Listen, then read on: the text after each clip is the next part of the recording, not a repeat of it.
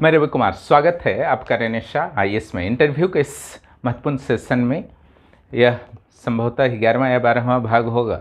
ठीक है, आशा है कि आप भरपूर लाभ उठा रहे होंगे। इसी उद्देश्य से आपको प्रदान किया जा रहा है। हालांकि पूरा लाभ उठाना चाहते हैं तो निश्चित रूप से जो हमारा प्रोग्राम चल रहा है उसको ज़रूर ज्वाइन कर लीजिए। वहाँ पर पीडीएफ वगैरह भी आपको मिल जाएंगे। यहाँ पर तो समय की कमी होती है, बहुत ज़्यादा मैं नहीं बना पाता हूँ टॉपिक्स पर, लेकिन वहाँ पर भरपूर मात्रा में टॉपिक्स दिए जा रहे हैं। क्लासेस भी हो रहे हैं सोम से शुक्रवार तक, उसका भी लाभ आपको प्राप्त हो सकता है। इंटरव्यू के दौरान जो आपको ध्यान रखना है, जब भी आप जेपीएससी में जिस दिन आपका इंटरव्यू रहेगा हॉल में प्रवेश करते हैं उस दिन मोबाइल ले जाने पर ऐसी कोई रोक नहीं होती है। ऑफ करके आप वहाँ पर रख सकते हैं। हालांकि जब तक इंटरव्यू कॉल नहीं रहता है मोबाइल ऑन भी रहेगा तो कोई दिक्कत नहीं है। उस दौरान हल्का फुल्का रिवीजन जरूर कर लीजिएगा। एप्लीकेशन को ओपन करके, या कॉपी ले गए हैं तो कॉपी में भी आप कर सकते हैं। ठीक है, और आपकी जब आप यहाँ पर इस प्रोग्राम से जुड़ते हैं तो आपकी वैलिडिटी जो रहेगी वो निश्चित रूप से आपके फाइनल रिजल्ट तक रहेगी। टेंशन नहीं लेना है। ठीक है, फाइनल रिजल्ट के बाद भी प्रशिक्षण में क्या क्या होता है स्काइपा में, वो भी जानकारी प्राप्त करना होगा, तो उसमें भी यहाँ से आपको हेल्प मिल जाएगा। कोई दिक्कत नहीं है। हमारे यहाँ बहुत सारे घर में ही हैं जिन्होंने बीपीएससी जेपीएससी वगैरह क्लियर किया है, तो प्रशिक्षण में क्या क्या होता है उसका भी अनुभव आपको प्रदान कर दिया जाएगा। क्या क्या सावधानी रखनी है, किस तरीके से आपको आगे बढ़ना है, इसलिए टेंशन कहीं मत लीजिए। इंटरव्यू की तैयारी पर कंसंट्रेट रहिए। सिविल सेवाएं से भी एक मैराथन तैयारी होती है। ठीक है, इसमें जो 100 मीटर और 200 मीटर वाले नहीं टिकते हैं। ठीक है, यहाँ धैर्य चाहिए और धैर्य के साथ मेहनत चाहिए सही दिशा में, फिर मंजिल जो है कंफर्म मिलती है इस लास्ट स्टेज में। ठीक है, कहीं कोई गलती ना हो जाए। 15-20 नंबर जो आपका है निश्चित रूप से आपके रैंक में काफ़ी चेंजिंग ला सकता है। 30 से 40 के रैंक में चेंजिंग आ सकते हैं। ठीक है, इसलिए किसी भी तरह की जोखिम उठाने की गलती ना करें, बेहतर रहेगा। जो भी इस इंटरव्यू प्रोग्राम से जुड़े हुए हैं, ठीक है, उनको शायद पहली बार एहसास हुआ होगा। जो पहले इंटरव्यू दिए भी होंगे उनके लिए भी यह एक पहला अवसर होगा कि इंटरव्यू के लिए तैयारी भी इतना करना पड़ता है। ठीक है, क्योंकि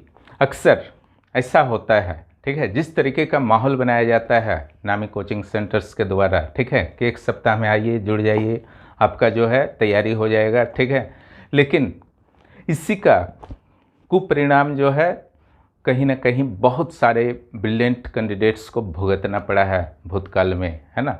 सारी क्षमता होते हुए भी उन्हें खराब रैंक आया इंटरव्यू में कम मार्क्स के कारण। ठीक है, या फिर वो लिस्ट से ही बाहर हो गए। क्लियर, अगर इंटरव्यू में 20-25 मार्क्स भी आ जाता है तो आप लिस्ट के अंदर हो सकते हैं या बाहर हो सकते हैं। ठीक है, इसलिए अच्छे मार्क्स इंटरव्यू में लाना ज़रूरी है। जब आप 950 मार्क्स के लिए मेहनत कर चुके हैं, 100 मार्क्स के लिए भी निश्चित रूप से मेहनत कीजिए और सही तरीक़ा से, है ना, प्रॉपर वे में मेहनत कीजिए। मजाक में इसको मत लीजिए। मैं बार बार बोल रहा हूँ, थोड़ी भी आशा है इंटरव्यू की तैयारी को सीरियसली लीजिए। लास्ट रिजल्ट के बाद कुछ नहीं होगा, है ना, बहुत कर लीजिएगा। बायोडाटा वगैरह देख करके जा सकते हैं। ठीक है, चलिए आज जो हम लोग चर्चा करने वाले हैं, देखिए झारखंड में एक दुखद घटना जो है घटी है और यह है सांप्रदायिक दंगा के रूप में। ठीक है, निश्चित रूप से यह जिनके द्वारा भी किया जाता है, ठीक है, यह मानवता के विरुद्ध एक अपराध है। इसे स्वीकार, एक सभ्य समाज में आप इसे स्वीकार नहीं कर सकते हैं। ठीक है, एक प्रशासनिक अधिकारी के नाते हो सकता है कि बहुत सारे कैंडिडेट से इससे संबंधित प्रश्न पूछे जाए। इससे पहले मॉब लिंचिंग की भी घटना हुई थी, है ना, और कई घटनाएं मॉब लिंचिंग की हुई है। और ये सांप्रदायिक दंगा, ठीक है, ये शब्द भी शायद मानव सभ्यता में उचित नहीं लगता है, लेकिन सामना करना पड़ता है। ठीक है, क्योंकि इसके भी बहुत सारे कारण होते हैं। ये तो विस्तृत अध्ययन का चीज़ हो जाएगा, उतना डीप में नहीं जाना चाहूँगा, लेकिन निश्चित रूप से सांप्रदायिक दंगों को आप धर्म से तब जोड़ना बंद कर देते हैं जब आपको फील होता है जहाँ एक धर्म के भी लोग होते हैं वहाँ पर भी किसी न किसी नाम पर दंगे होते हैं। ठीक है, पाकिस्तान का ही एग्जाम्पल ले लीजिए। ठीक है, इस्लाम धर्म के नाम पर पाकिस्तान जरूर बन गया, लेकिन क्या वहाँ दंगे रुके? वहाँ पर भी शिया और सुन्नी के बीच में अक्सर आप सुनते होंगे कि दंगे होते हैं। भारत से जो मुस्लिम गए थे उन्हें बिहारी मुस्लिम कहा जाता है सिंध क्षेत्र में, ठीक है। उनके साथ तरह तरह का भेदभाव किया जाता है, ठीक है। उनके साथ अत्याचार भी किए जाते हैं। MQM वगैरह उनकी अपनी पार्टी भी है जो भारत से गए थे कुछ मुस्लिम, ठीक है।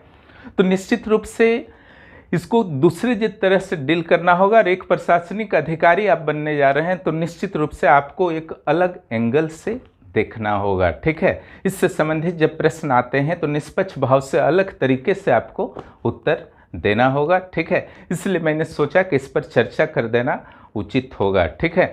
एक घटना जो घटी है आपका लोहरदगा क्षेत्र में रामनवमी के जुलूस के दौरान, ठीक है। तो यहाँ पर कुछ पथराव किया गया और आगजनी की गई, ठीक है। इसके बाद थोड़ा सा सांप्रदायिक तनाव का माहौल उत्पन्न हो गया, कुछ लोग घायल भी हो गए, ठीक है।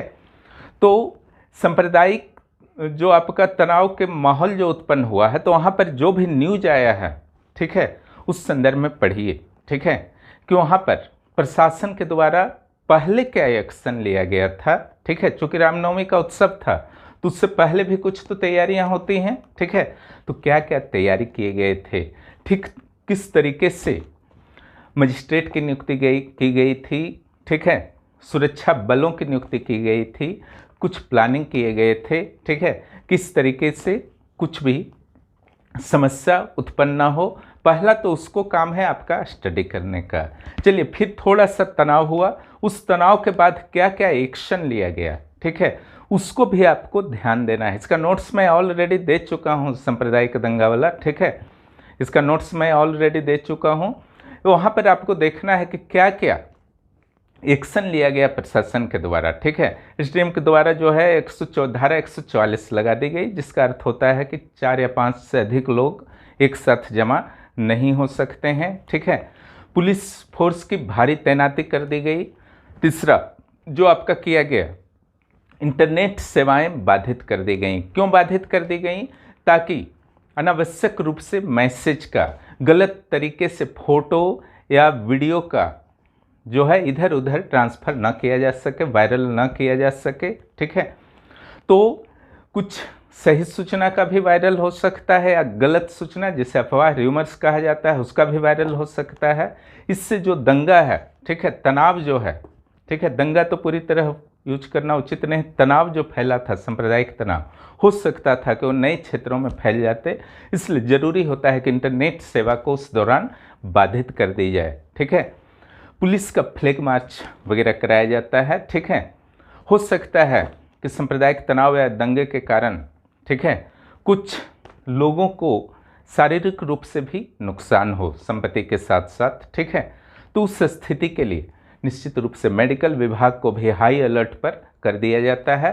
आवश्यकता पड़ने पर बाहर से भी फोर्स मंगाया जाता है। वहाँ के जो अधिकारी होते हैं, ठीक है, उच्च अधिकारियों के और सरकार के प्रत्यक्ष संपर्क में लगातार बने रहते हैं, क्योंकि जो माहौल बिगड़ना था वो बिगड़ चुका, ठीक है।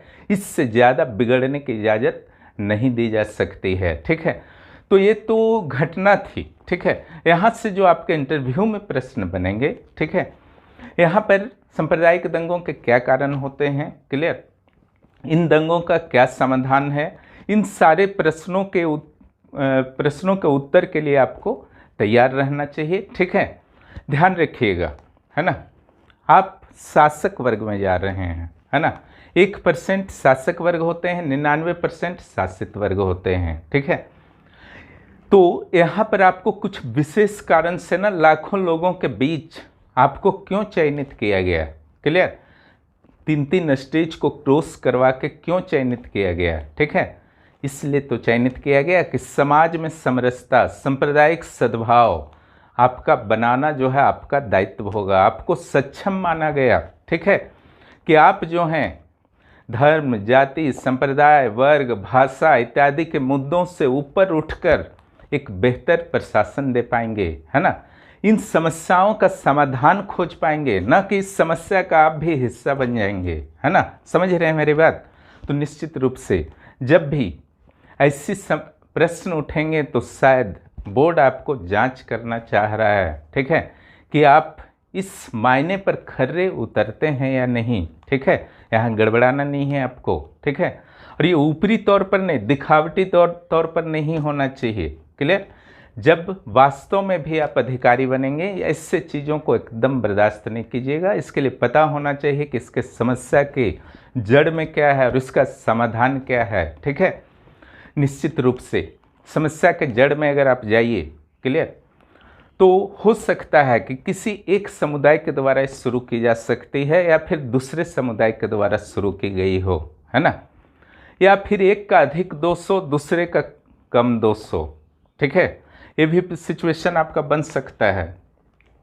लेकिन जब ये आपके जो एक चीज़ 100% सत्य है, ठीक है, जब दो पक्षों के बीच, दो गुटों के बीच इस तरीके के हिंसात्मक प्रॉब्लम्स आते हैं, समस्या आते हैं, दंगे होते हैं, ठीक है, तो निश्चित रूप से इसमें दोनों पक्षों के कुछ न कुछ ऐसे लोगों का हाथ होता है, ठीक है, जो वास्तव में प्रत्यक्ष आना नहीं चाहते हैं, ठीक है। और जैसे ही इस तरीके की समस्या शुरू हो जाती है, वो फिर पृष्ठभूमि में चले जाते हैं, उनका कोई भी बाल बांका नहीं होता, ठीक है। तो इस धन और जन की किनकी हानि होती है, तो निश्चित रूप से जो प्रत्यक्ष में निरीह लोग होते हैं, बेरोजगार लोग होते हैं, ठीक है, गरीब लोग होते हैं, जिनका कोई भी आधार नहीं होता है, छोटे अशिक्षित होते हैं, जागरूक नहीं होते हैं इन मुद्दों के प्रति। इसका क्या परिणाम होगा अगर पुलिस हमको पकड़ कर ले गई, इस तरीके की जागरूकता नहीं होती है, उनमें ही से किन्हीं की, यहाँ तक कि कभी कभी जान से भी हाथ धोना पड़ता है। संपत्ति भी किसकी जाती है, तो छोटे छोटे गुमटी हुए, छोटे छोटे दुकान हुए, ठीक है। तो इस चीज़ को आप समझिए, ठीक है। नुकसान जो होता है कुछ बहुत ही वंचित वर्गों का भी नुकसान होता है, भले ही वे किसी भी समुदाय से संबंधित हों, ठीक है। तो इसके जो भी असली आरोपी हैं, क्लियर, निश्चित रूप से चाहे किसी भी समुदाय के हों, उसको कड़ा से कड़ा दंड दिलाना जो है एक प्रशासक का परम कर्तव्य होता है। और जो भी संवेदनशील क्षेत्र हैं, ठीक है, सांप्रदायिक दृष्टि से निश्चित रूप से उसकी पहचान कर वहाँ पर थोड़ा सा अलग से सावधानी रखना, सतर्कता रखना बहुत ही ज़रूरी है प्रशासन के लिए। यानी कि मैं समाधान बता रहा हूँ कि आपसे पूछा जाएगा इंटरव्यू बोर्ड के द्वारा कि इनका समाधान क्या है, ठीक है। सिंपल है, आपको बताना है कि ऐसे क्षेत्रों की पहचान की जानी चाहिए कि जहाँ पर हो सकता है कि आपके अधिकार क्षेत्र में ही ऐसे क्षेत्र हों जहाँ पर सांप्रदायिक दृष्टिकोण से वे क्षेत्र जो हैं संवेदनशील हैं, तो उस पर विशेष दृष्टि रखना उचित होगा। आपसी विश्वास रहते ही हैं, ठीक है। सामान्य स्थिति में सारे लोग मिलजुल करके ही रहते हैं, काम भी साथ में ही करते हैं तरह तरह से, ठीक है। आर्थिक गतिविधियों में कोई जो है किसी खास वर्ग के साथ ही आप नहीं कर सकते हैं, असंभव है, ठीक है। तो वो विश्वास तो अपना रहता ही है, लेकिन हर स्थिति में इस विश्वास को कायम रखना है, ठीक है। दोनों समुदायों की एक सद्भावना समिति परमानेंटली वर्क करे ऐसे क्षेत्रों में, ठीक है। साथ ही इस संदर्भ में व्यापक तौर पर प्रचार प्रसार किया जाए, ठीक है। किस तरीके की कोई भी कार्रवाई को बहुत ही कड़ाई से निपटा जाएगा और सारे लोग जो हैं सद्भाव के साथ रहें। प्रचार प्रसार से भी काफ़ी प्रभाव पड़ता है, ठीक है, इसमें दो मत नहीं है। इतना ही नहीं, प्रशासन का यह भी कर्तव्य होता है, ठीक है, कि उस क्षेत्र में कुछ ऐसे भी उदाहरणों को आदर्श के रूप में प्रस्तुत करें कि एक समुदाय ने दूसरे समुदाय के लिए किस तरीके से समय पड़ने पर हेल्प किया है, सहायता किया है, ठीक है, उसको विशेष रूप से प्रचारित किया जाए। उसके अलावा जो भी पीड़ित होते हैं, मान लीजिए कि बहुत सावधानी के बाद भी कभी कभार ऐसा हो जाता है, ठीक है, तो निश्चित रूप से जो भी पीड़ित होते हैं उनके परिवार के लिए बहुत ही दुखद होता है। तो उन्हें न सिर्फ यथाशीघ्र सरकारी मदद मिले, क्योंकि सरकार की, प्रशासन की भी जिम्मेदारी थी उस व्यक्ति की रक्षा करना, ठीक है। तो सरकारी मदद के साथ साथ दोनों समुदायों के प्रबुद्ध व्यक्ति भी आगे आएँ और उस पीड़ित परिवार को मदद करें, ठीक है। इससे भी सांप्रदायिक माहौल को सुधारने में, सद्भाव में बदलने में निश्चित रूप से मदद मिलेगी।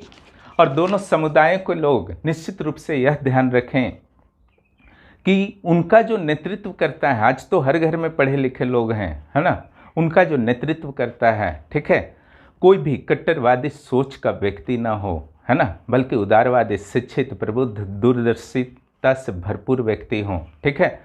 और इसमें नेतृत्व वर्ग में निश्चित रूप से युवाओं को भी स्थान मिलनी चाहिए, ठीक है, क्योंकि आजकल के युवा जो होते हैं काफ़ी दूरदर्शी और प्रबुद्ध होते हैं और अपने करियर को देखते हैं, इस तरीके के तनाव में वे पढ़ना नहीं चाहते हैं, ठीक है।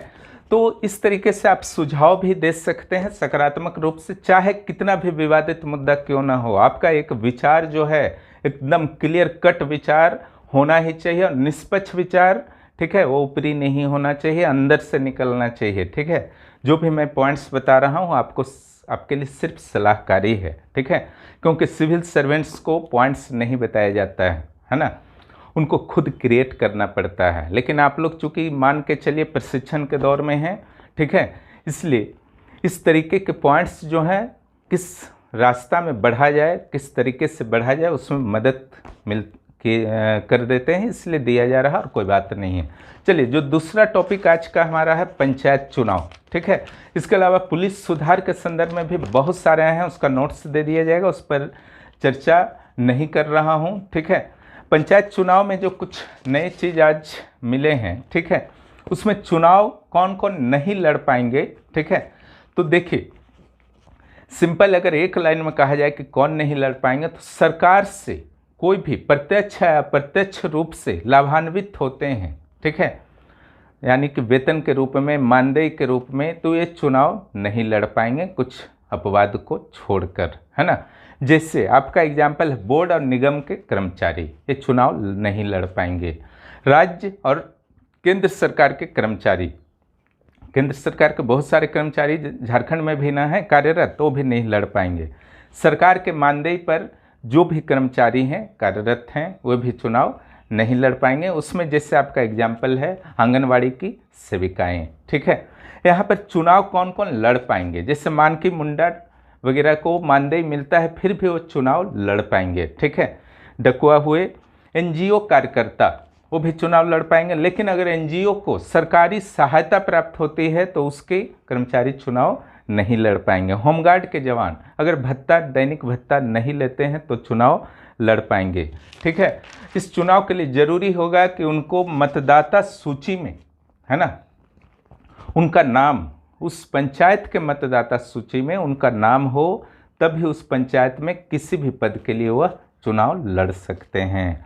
चुनाव के लिए जो है सबसे बड़ी चुनौती जो होने वाली है इस बार झारखंड सरकार के लिए, केंद्रीय रक्षा बलों का सहायता नहीं प्राप्त होगा, है ना।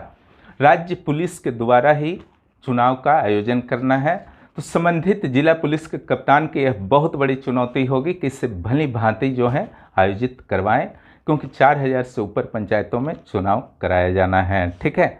इसके लिए पुलिस मुख्यालय में अलग से सेल बना दिया गया है और पंचायत चुनाव में अधिकतम 4 वाहनों की अनुमति होगी, ठीक है। और यह अनुमति जो 4 वाहनों की होगी वह निश्चित रूप से आपका जिला 3 लेवल होता है ना, जिला परिषद, प्रखंड लेवल पर पंचायत समिति और नीचे जो आपका होता है ग्राम पंचायत। तो ये जो जिला परिषद में वहाँ पर 4 वाहन, पंचायत समिति में आपका जो है 3 वाहन तक, और ग्राम पंचायत में जो मुखिया वगैरह का चुनाव लड़ रहे हैं उनको 2 वाहन, लेकिन जो वार्ड वगैरह का चुनाव लड़ रहे हैं, वार्ड कमिश्नर सुने होंगे ना, उनके लिए वाहन की अनुमति के प्रयोग नहीं होगी। इनके लिए राशि भी निर्धारित की गई है, ठीक है।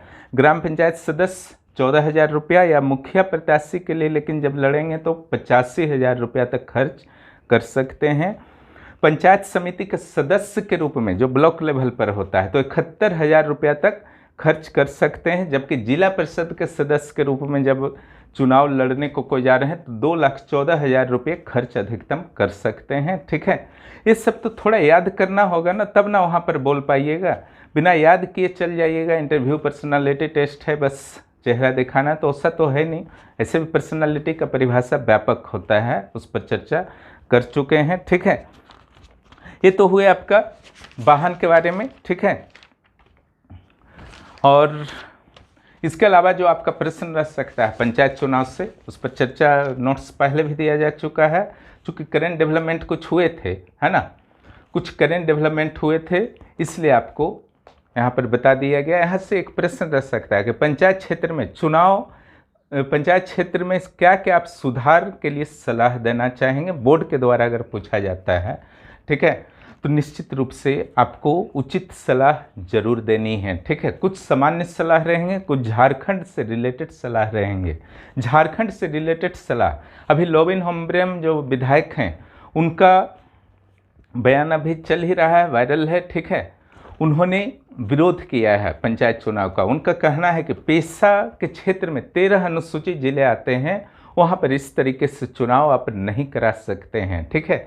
1932 या भाषा की तो काफ़ी लड़ाई हो रही है, ठीक है, लेकिन अगर आप देखते हैं 1932 या भाषा 1932 खास करके जो नियोजन नीति है, और निश्चित रूप से संसद का अधिकार है, राज्य विधानमंडल का अधिकार नहीं है। मुख्यमंत्री श्री हेमंत सोरेन ने भी इस बात को क्लियर कर दिया है। लेकिन यह मुद्दा ऐसा है आपका पेशा 1996, है ना, यानी कि पंचायती राज को शेड्यूल एरिया में कैसे आप एक्सटेंशन दे सकते हैं, इसका नोट्स दिया जा चुका है डिटेल में। इस संदर्भ में कानून जो है संसद ने पारित कर दिया है कि आप जो हैं, जो भी अनुसूचित जिले हैं, ठीक है, संबंधित राज्य सरकार को निर्देशित कर दिया है केंद्र ने कि आप चाहें तो पेशा को पूरी तरह से लागू कर दीजिए, ठीक है। यानी कि ये राज्य सरकार के अंडर में है पूरी तरह से, ठीक है। निश्चित रूप से आप जब सुझाव देंगे तो पेशा 1996 को 13 अनुसूचित जिलों में लागू कर दिया जाए। उससे क्या होगा, वहाँ की ग्राम सभा की शक्तियाँ जो हैं बहुत ज़्यादा बढ़ जाएंगी, ठीक है। जनजातीय समुदाय के साथ जो ऐतिहासिक रूप से तरह तरह से शोषण हुए हैं, शायद उसके प्रति एक पश्चाताप होगा, ठीक है, सरकार का। लेकिन सरकार जो है पेशा 1996 को प्रभावी तरीके से उसके लिए नियम तक नहीं बना पाई है, लागू नहीं करना चाहती है, बल्कि सारा का सारा अधिकार यहाँ पर गवर्नमेंट का ही है, ठीक है। ये आप सुझाव देंगे। इसके अलावा आप जो सुझाव देंगे, सामान्य सुझाव में 11वीं अनुसूची को शामिल किया गया था जब 73वां संविधान संशोधन 1992 बना था, तो 11वीं अनुसूची में आपका प्रावधान था कि कुल 29 विषय जो होंगे पंचायतों के अधीन होंगे, ठीक है। लेकिन राज्य सरकारें उसे देना नहीं चाहती हैं पंचायतों को 29 विषय, कहीं 15 दिया गया है, कहीं 14 दिया गया है, झारखंड में भी यही हाल है, ठीक है। तो उन 29 विषयों पर पंचायतों को अधिकार दिया जाए, साथ ही उन्हें वित्तीय शक्तियाँ प्रदान की जाए, कुछ टैक्स वगैरह कलेक्शन करने का जो है अधिकार दिया जाए। अक्सर यह प्रश्न उठता है, ठीक है, कि कैसे अधिकार दे दें पंचायतों को, ठीक है। उनके पास तकनीकी या आर्थिक विशेषज्ञता नहीं है, ठीक है, वे मैनेज नहीं कर पाएंगे, क्लियर। उसका भी समाधान आपको दे देना है, ठीक है। पंचायत स्तर पर अगर नहीं है तो क्यों ना ऐसे 2 पोस्ट हर पंचायत के लिए, केवल पंचायत सचिव हैं वर्तमान में, है ना, 2 और पोस्ट क्रिएट कर दिए जाए, एक तकनीकी विशेषज्ञ का पोस्ट, एक आर्थिक वित्तीय विशेषज्ञ का पोस्ट, है ना, financial specialist and technological specialist का पोस्ट अगर क्रिएट कर देते हैं हर पंचायत पे, एक और तो रोजगार क्रिएट होंगे, है ना, दूसरी ओर पंचायतों को विशेषज्ञता का भी लाभ मिलेगा, वो सलाह दे सकते हैं, ठीक है, कि कहाँ आपको टैक्स लगाना चाहिए, कैसे कलेक्शन करना चाहिए, तकनीक का कैसे प्रयोग करना चाहिए, ठीक है। तो वो बहाना भी खत्म हो जाएगा। तो इस सलाह भी जरूर आप दीजिएगा, ठीक है।